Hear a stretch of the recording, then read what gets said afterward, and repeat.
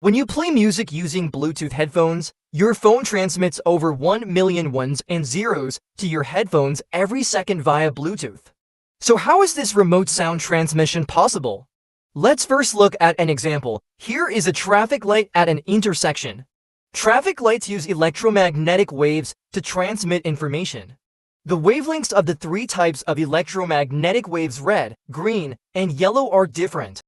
The human eye, through the brain, can easily distinguish the meanings of electromagnetic waves with different wavelengths. It's the same between a phone and Bluetooth headphones.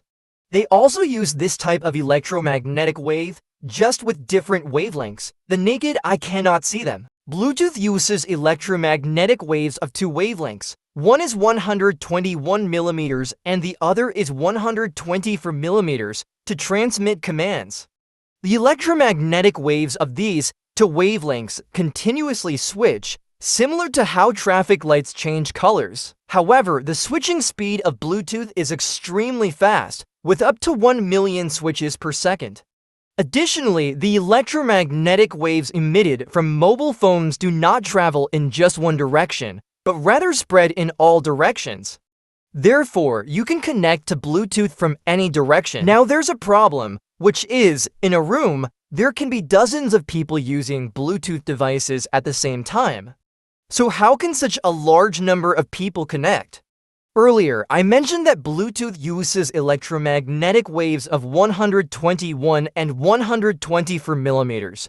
Specifically, the wavelength ranges from 120.7 millimeters to 124.9 millimeters, with frequencies of 2.4 and 2.4835 GHz. To allow more people to connect, the electromagnetic spectrum used by Bluetooth is divided into 79 channels, each channel having two specific wavelengths. One represents 1, the other represents 0, but there is another issue. These devices can use the same wavelength and the same channel. So how do you know which information you should receive? In fact, the binary data packets sent from the mobile phone to the headset follow certain rules. The first 72 bits of each packet are the access code for synchronizing the phone and the headset, which helps ensure that only your headset can receive the information. This is similar to the anti-counterfeit code on your express delivery package. The next 54 bits are the header, which provides details about the information being sent. The header is like the label on your express package, containing size and other information. The final 500 digits are the actual content of the information, such as a song or an image, similar to the actual goods inside the delivery package. Through this data rule diagram, the headset can receive its own data.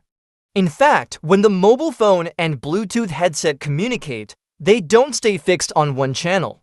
It will start on one channel and then switch to another to send information. This is called frequency hopping.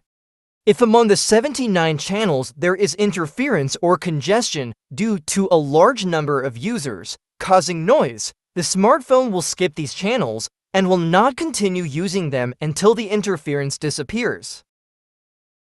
Now, when we open a successfully paired Bluetooth headset, a Bluetooth message will be created between the phone and the Bluetooth headset, sending messages back and forth.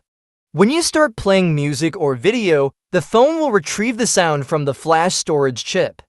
The compressed data and audio will then be stored in the phone's working memory.